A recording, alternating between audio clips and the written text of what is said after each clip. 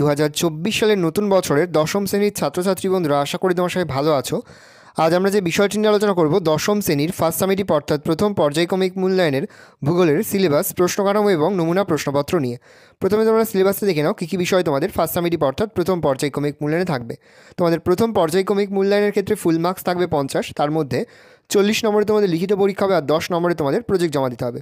40 নম্বরে যে লিখিত পরীক্ষা হবে তার সিলেবাসে দেখে নাও। তোমাদের থাকবে প্রাকৃতিক ভূগোল থেকে বহির্জাত প্রক্রিয়া ও তারা সৃষ্ট ভূমিরূপ, আর আঞ্চলিক ভূগোল থেকে থাকবে ভারত, ভূমিকা, ভারতের প্রাকৃতিক পরিবেশ। এই বিষয়গুলো তোমাদের কিন্তু ফার্স্ট সামেটিভ অর্থাৎ প্রথম পর্যায়ক্রমিক মূল্যায়নে থাকবে। প্রশ্ন কাঠামোটা দেখে নাও। প্রাকৃতিক ভূগোল থেকে তোমাদের থাকবে এমসিকিউ কোশ্চেন 4টে, অতি সংক্ষিপ্ত 4টে, সংক্ষিপ্ত 2টো, প্রশ্নের মান 2 করে, সংক্ষিপ্ত ব্যাখ্যামূলক 1টা, প্রশ্নের মান 3, আর দীর্ঘ উত্তরধর্মী প্রশ্ন থাকবে 1টা, প্রশ্নের মান 5, টোটাল থাকবে 20 নম্বর। আর আঞ্চলিক ভূগোল থেকে তোমাদের থাকবে এমসিকিউ কোশ্চেন 4টে, প্রশ্নের মান 1 করে, অতি সংক্ষিপ্ত 4টে, প্রশ্নের মান 1 করে, 1 × 4 = 4, সংক্ষিপ্ত থাকবে 2টো, প্রশ্নের মান 2 করে, 2 × 2 = 4, সংক্ষিপ্ত ব্যাখ্যামূলক থাকবে 1টা, প্রশ্নের মান 3 = 3, আর দীর্ঘ উত্তরধর্মী প্রশ্ন থাকবে 1টা, প্রশ্নের মান 5, 1টা থাকবে, প্রশ্নের মান 5। এখান থেকেও তোমাদের মোট 20 নম্বর থাকবে। ভালো করে দেখে নাও। এই রয়েছে টোটাল তোমাদের 40 মার্কের প্রশ্ন কাঠামো। এবার আমরা নমুনা প্রশ্নপত্রটা দেখে নেব। দেখো, সরাসরি স্ক্রিনে কিন্তু আমরা দশম শ্রেণীর ফার্স্ট সামেটিভ অর্থাৎ প্রথম পর্যায়ক্রমিক মূল্যায়নের ভূগোলের কোশ্চেনটা দেখতে পাচ্ছ। ফুল মার্কস তোমাদের রয়েছে 40, আর সময় তোমাদের রয়েছে 1 ঘন্টা 30 মিনিট। প্রথমে তোমাদের রয়েছে বিভাগ ক, একের দাগে রয়েছে সঠিক উত্তরটি নির্বাচন করো। প্রতিটি প্রশ্নের মান 1 করে, 1 × 8 = 8। প্রথম, বায়ু ও জলধারার মিলিত কার্যের ফলে সৃষ্ট ভূমিরূপটি হলো বদ্বীপ, পেডিমেন্ট, কেমনা, মোনাডানক। উত্তর হবে পেডিমেন্ট। তাহলে বায়ু ও জলধারার মিলিত কার্যের ফলে সৃষ্ট ভূমিরূপটি হলো পেডিমেন্ট। পরের প্রশ্ন, পৃথিবীর বৃহত্তম নদী অববাহিকা হলো গঙ্গা, নীলনদ, আমাজন না মিসিসিপি। উত্তর হবে আমাজন। তাহলে পৃথিবীর বৃহত্তম নদী অববাহিকা হলো আমাজন।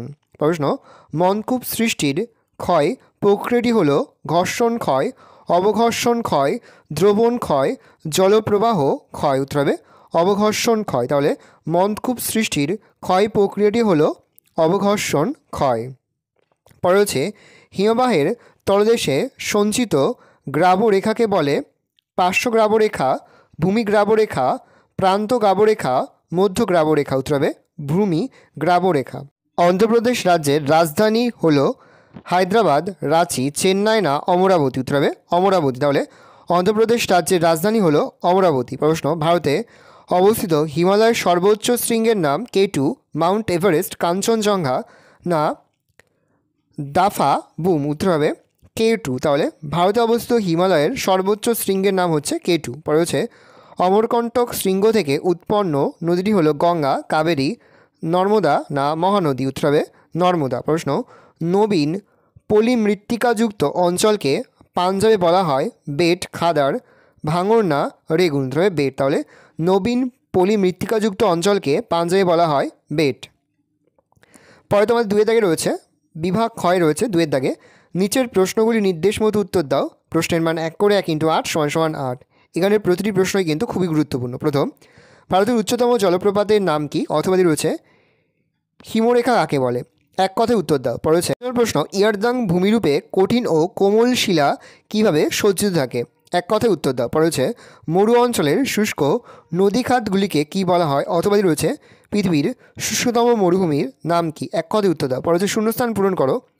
নদীর বদ্বীপ পাখির পায়ের ন্যায় দেখতে। পরে হচ্ছে ভারতে রাজ্য পুনর্গঠন কমিশন গঠিত হয় 1953 সালে। শুদ্ধ না অশুদ্ধ লিখতে হবে। অথবা রয়েছে বর্তমান ভারতে অঙ্গরাজ্যের সংখ্যা 28টি। শুদ্ধ না অশুদ্ধ লিখতে হবে। পরে রয়েছে ভারতের নবীনতম রাজ্যটি হলো ড্যাশ, শূন্যস্থান পূরণ করা। পরে হচ্ছে শিবালিক পর্বতশ্রেণীর মধ্যবর্তী উপত্যকাগুলি ড্যাশ নামে পরিচিত। শূন্যস্থান পূরণ করো। পরে রয়েছে অথবা দিয়ে এল নিনো হলো একটি ড্যাশ, শূন্যস্থান পূরণ করো। পরে রয়েছে ভারতে খাল দ্বারা সবচেয়ে বেশি জমিতে জলসেচ করা হয়। শুদ্ধ না অশুদ্ধ লিখতে হবে। পরে হচ্ছে মৃত্তিকা ক্ষয়ের ফলে বধ্যভূমি সৃষ্টি হয়। শুদ্ধ না অশুদ্ধ সেটা লিখতে হবে। পরে তোমাদের রয়েছে বিভাগ গ, 3 দাগে রয়েছে নিচের প্রশ্নগুলির সংক্ষিপ্ত উত্তর দাও 30টি শব্দের মধ্যে। বিকল্প প্রশ্নগুলি লক্ষণীয়। প্রশ্নের মান 2 করে, 2 × 4 = 8। প্রথম, জলবিভাজিকা কি? পরে হচ্ছে বার্গস্টুন্ডা কি? পরের প্রশ্ন 2 দাগে বাজাতা কাকে বলে? অথবা রয়েছে খাড়ি কাকে বলে? 4টি প্রশ্নই কিন্তু খুবই গুরুত্বপূর্ণ। 3 নম্বর, ভারতের বৃহত্তম ও ক্ষুদ্রতম রাজ্যের নাম কি? খুবই গুরুত্বপূর্ণ একটা প্রশ্ন। অথবা রয়েছে ভারতের উচ্চতম ও দক্ষিণতম বিন্দুর নাম লেখো। 4 দাগে রয়েছে বৃষ্টির জল সংরক্ষণ বলতে কি বোঝো? খুবই গুরুত্বপূর্ণ একটা প্রশ্ন। অথবা রয়েছে সামাজিক বনসৃজন বলতে কি বোঝো? এটিও কিন্তু খুবই গুরুত্বপূর্ণ একটা প্রশ্ন। পরে তোমাদের রয়েছে বিভাগ ঘ। 4 দাগে রয়েছে নিচের প্রশ্নগুলির উত্তর দাও, বিকল্প প্রশ্নগুলি লক্ষণীয়, প্রশ্নের মান 3 করে, 3 গুণ 2 = 6। প্রথম, জলপ্রপাতের পশ্চাৎ প্রসারণ বলতে কি বোঝো? অথবা রয়েছে বারখান বালিয়ারি কিভাবে সৃষ্টি হয়? পরের প্রশ্ন, ভাঙড় ও খাদারের পার্থক্য লেখো। অথবা রয়েছে ভারতের পশ্চিম বাহিনী নদীগুলির মোহনায় বদ্বীপ গড়ে ওঠেনি কেন? খুবই গুরুত্বপূর্ণ একটা প্রশ্ন। পরে তোমাদের রয়েছে বিভাগ উঙ। 5 দাগে রয়েছে নিচের প্রশ্নগুলির উত্তর দাও, বিকল্প প্রশ্নগুলি লক্ষণীয়, প্রশ্নের মান 5 করে, 5 গুণ 2 = 10। প্রথম প্রশ্নটি খুবই গুরুত্বপূর্ণ। নদীর সঞ্চয় কার্যের ফলে সৃষ্ট যে কোনো 3টি ভূমিরূপের চিত্রসহ বর্ণনা দাও। অবশ্যই কিন্তু চিত্রকে তোমরা বর্ণনাটা দেবে। অথবা প্রশ্ন রয়েছে হিমবাহের ক্ষয়কার্যের ফলে সৃষ্ট যে কোনো 3টি ভূমিরূপের চিত্রসহ বর্ণনা দাও। পরের প্রশ্ন, ভারতের জলবায়ুতে মৌসুমি বায়ুর প্রভাব আলোচনা করো। অথবা রয়েছে ভারতের মৃত্তিকা ক্ষয়ের প্রধান কারণগুলি আলোচনা করো। 4টি প্রশ্নই কিন্তু এবছরের পরীক্ষার জন্য মোস্ট ইম্পর্টেন্ট। শুধু 4টি প্রশ্নই কিন্তু খুব ভালো করে তোমরা অধ্যয়ন করবে। ভালো করে দেখে নাও, এই রয়েছে টোটাল তোমাদের ফার্স্ট সামেটিভ অর্থাৎ প্রথম পর্যায়ক্রমিক মূল্যায়নের 10ম শ্রেণীর ভূগোলের কোশ্চেন পেপার। ভালো করে তোমরা কোশ্চেনটা দেখে নাও। এই ধরনের কোশ্চেন প্যাটার্নেই কিন্তু প্রতিটি স্কুলে তোমাদের কিন্তু ফার্স্ট সামেটিভ অর্থাৎ প্রথম পর্যায়ক্রমিক মূল্যায়নের প্রশ্নপত্র হবে। সেহেতু ভালো করে তোমরা কোশ্চেন পেপারটা দেখে নাও। আশা করি ভিডিওটা ভালো লেগেছে। ভিডিওটা ভালো লাগলে ভিডিও লাইক করে থাকলে ভুলবে না। আর আমার চ্যানেল নতুন হওয়া লাল কালার সাবস্ক্রাইব প্রেস করে পাশে বেল আইকনটা প্রেস করবে, যখন নতুন কোনো ভিডিও আপলোড করি সবার ফার্স্ট নোটিফিকেশন তোমরা পেয়ে যাও। আর এই ভিডিওটি তোমার বন্ধুবান্ধবী আত্মীয়স্বজন সবার মধ্যে কিন্তু অনেক অনেক শেয়ার করে দাও যারা এবছর 10ম শ্রেণীতে পড়ছে।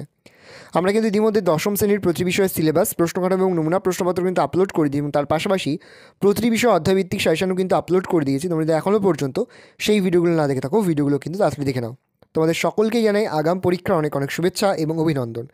একেবারে ভিডিও শেষে স্ক্রিনে তোমরা একটা প্লেলিস্ট দেখতে পারবে, তার উপরে ক্লিক করলেই সমস্ত ভিডিওগুলো কিন্তু তোমরা পর পর দেখে নিতে পারবে। ভালো করে তোমরা কোশ্চেন পেপারটা দেখে নাও।